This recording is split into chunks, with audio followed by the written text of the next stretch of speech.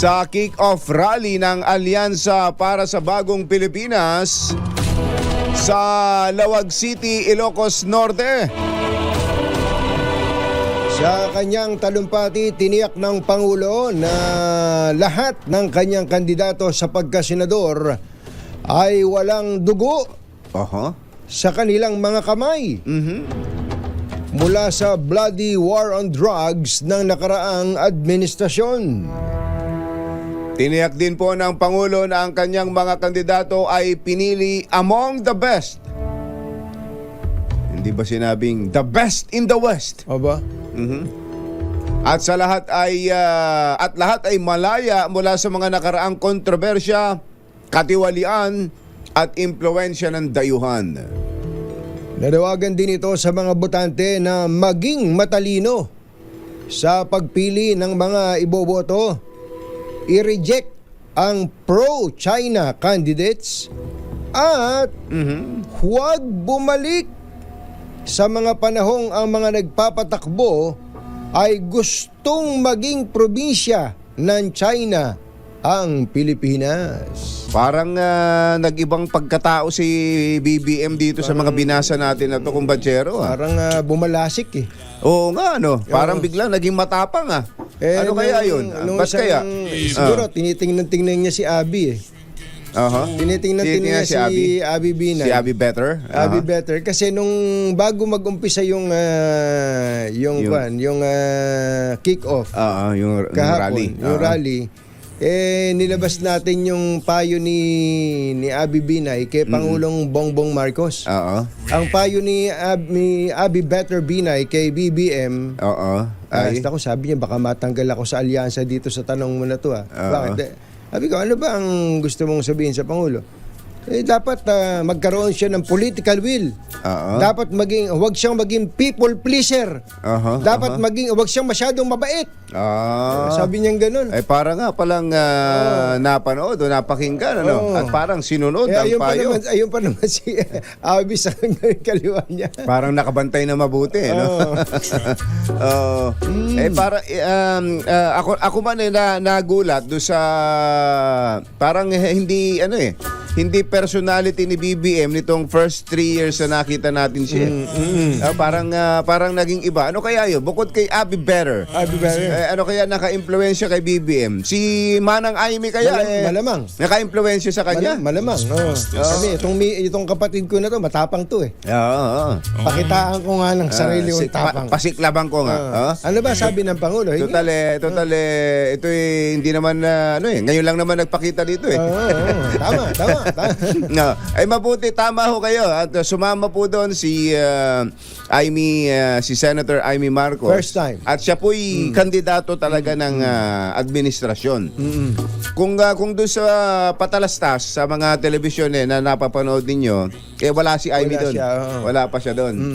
Palagi ko naman magkakaroon na sila ng palatastas na magkakasama. Pakinggan nga natin, panoorin nga natin ang naging mismong bahagi ng pahayag ng Pangulong BBM. Wala sa kanila ang may bahid ng dugo dahil sa tukhang.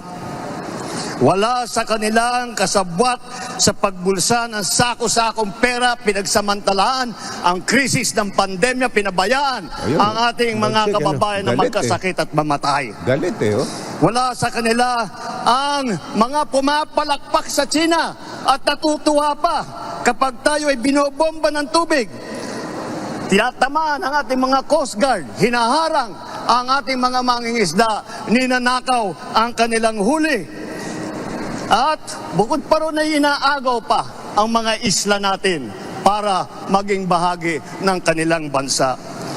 Wala po sa kanila ang tilang sakristan ng isang bulaang propeta na nasasakdal dahil sa pagyurak sa ating kabataan at sa ating kababaihan.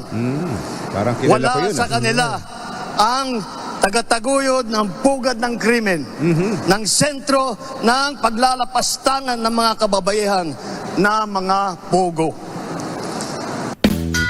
Ayun. Mabalasik nga pala ang Galit, batsero. Ano? Hindi lang makikita mo naman, mahalata mo kung nagbabasa lang Oo. ng speech na sinulat ng kung sino lang eh. Hindi eh. May andun yung Baka may outline, andun yung conviction eh. Oh, andun yung conviction. Yung conviction? Oo. With conviction eh. Oo.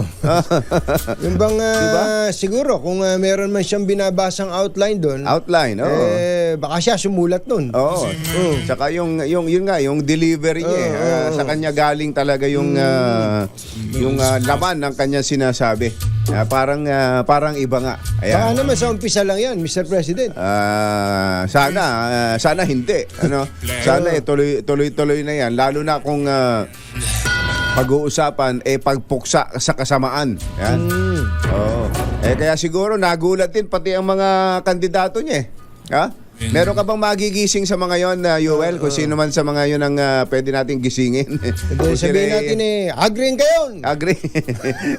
Baka may... Alas 6:14 na. Agree kayo. Baka may hangover pa ng mga kwentuhang Ilocano, yung mga kandidato doon. Ay, maaga pa pala, nandun na sila. Oo, maaga. Yung iba dyan, naglibot na sa ilang mga lugar sa Lawag, Ilocos, sa Ilocos. Yung iba naman ay dumapo sa La Union. Oo. Tama naman para sulit ang kick-off. Tingnan mo mother kung sino mako-contact doon, lalo na doon sa mga pumapasok sa survey. Palagay ko yun masasaya yun eh. Madaling gisingin yun eh. Yung mga pasok sa survey at masasaya. Lalo pat pagkatapos ng SWS survey at ng Pulse Asia survey kahapon, ito naman ngayon ang Okta Research. Talaga namang parang nagpapaligsahan itong mga survey group na ito At halos pare-parehas halos hindi masyadong may pagkakaiba pero hindi masyado. Ayan Dito po sa Okta Research ay 1 and 2 magkasunod ang magkapatid na Tulfo. Si Erwin Tulfo ang number 1 at number 2 si Ben Tulfo. Ayan. Tapos Pangatlo si Bongo. Pangatlo Bongo. Pang-apat si Tito Sen. Pang-lima Bong Revilla. Bong Revilla Malakas si Panday Tapos ito rin si bigyan ng jacket yan. Igiling-giling. Igiling-giling. Ayan Kuya Will. Si Kuya Will. Number 4 to 11 sila ni Bong Revilla. Bong Revilla 4 to 11 ang 4 to 11 ay Revillame. Yan. Magkatunog kasi. Tapos Ping Lacson, ganun din. Tapos ganun din si Pia Cayetano. Ayan, 4 to 11. Apat silang 4 to 11. Oo. Ang kasunod nun 5 to 12. ay Manny Pacquiao. Tusunod si Manang. Pumapasok ulit si Manang. Pumasok na si Senator Amy 5 to 12. Baka nabalitaan na ni Manang yung FGD sa kanya. Oo, sa focus group discussion. Ang tanong kasi dun sa yung mga rider question kumbachero. Bakit ba hindi mo iboboto si Senator Amy Marcos? Parang sa madali salita. Ba't ba ayaw mo? Ba't ba ayaw mo sa kanya? Yun. Ang sagot. Wala akong conviction Ayun, tinan mo na. Kung yung binanggit natin kaninang yung delivery ni BBM with conviction. Ang inaayawan pala nila kay Senator Amy ay walang conviction. Walang conviction. Ano ba ibig sabihin na wala siyang conviction? Parang hindi mo alam kung nakanino siya. Ayun. Kasi nandun yung kapatid niya sa kaliwa, nasa kanan naman niya, pinagtatanggol niya yung mga Duterte. Kaya sabi mo, sala sa init, sala sa lamig. Ayun na nga. Namamangka sa dalawang ilog. Ganun yung sinasabi issue pala yun. Issue pala yun sa mga Pilipino. Oo, kaya mukhang kailangan talagang tumayo ni Manang. Saan ba talaga siya? Saan ba siya? Saan ba talaga siya? At siya ba'y kapatid ng Pangulo? O may matalik na kaibigan ng pangalawang Pangulo? Yun, mamili lang siya. Mamili lang siya doon. Mabuti na mamili na siya. Parang ganun ang sinasabi doon sa FGD. Sa focus group discussion. After Amy ay si Pinuno. Lito Lapid 5 to 14. Tapos ay Si dating DILG Secretary Benhur Abalos ay pasok ha. At hindi lang 9 to 16. hindi lang basta pasok, mataas ano. 9 to 16. 9 to 16. Tapos sumusunod sa kanya si Tolentino. Ayan ha, 10 to 16. Si Abby Better ay 11 to 16. Camille Villar, 12 to 16. At Senator Bato de la Rosa, 12 to 16. Ba't ba may guhit na pula yun? Parang doon lang hanggang doon lang daw. Wala na yun ba? Ibig sabihin, wag nyo nang babasahin yun nasa baba. Sige, ayos. Ikaw pa, Mother, nag-guhit nito? Ba't mo ginuhitan, Mother? Gusto pa sana namin basahin yun nasa baba Bali, ilan ba yan? Ilan ba yung binasa natin na yun? Ba't parang napakarami? 12 to 16. Ang dami, 16 yan eh. 16 ba iboboto? Ba't doon ang Kaya nga linya? Ba't doon sinulat yung guhit? Lumagpas, ano? Ba't doon ginuhitan? Kasi nagkakapare-pareho, halos pare-pareha sila. Tama. Kasi merong voting for ay parehong 36. Ayan, 36. Tama, kasi ang margin of error nito, mga plus 2 dito plus 2, minus 2. Ang voting for kay Bong Revilla ay 49, si Revillame ay 48, si Lacson ay 48. Ayun. Dikit-dikit kasi. Benhur Abalos ay 39, Tolentino ay 38, Abby Binay 37. So dikit-dikit talaga. Dikit-dikit to.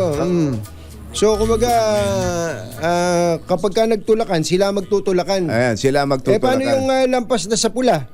Yung mga lagpas na sa pula, paano? Ibig sabihin nun, kailangan magkumamot pa sila ng husto. Tama. Para ma-overtake nila yung 16 na yan. Si Colonel Busita, pagbutihan mo. Malayo-layo ka. Uy, bago nabura yung mga nasa baba, natira pala doon si Colonel Busita, no? Si Colonel Busita. 21 to 23. Oo. 12, tama ba? 12% yung nakuha niya eh. Bira. Naka 12% ng voters preference. Malayo pa rin, ano? Malayo. Yan po ang survey ng Okta Research. Yan. Kung kayo po'y naniniwala sa mga survey. At yun nga mga kababayan, anong masasabi niyo sa balitang ito? Maaring ihayag ang inyong opinyon at kuro-kuro sa comment section sa ibaba. Huwag din kalimutang mag-like, mag-subscribe at mag-share sa bidyong ito. Maraming salamat sa panonood.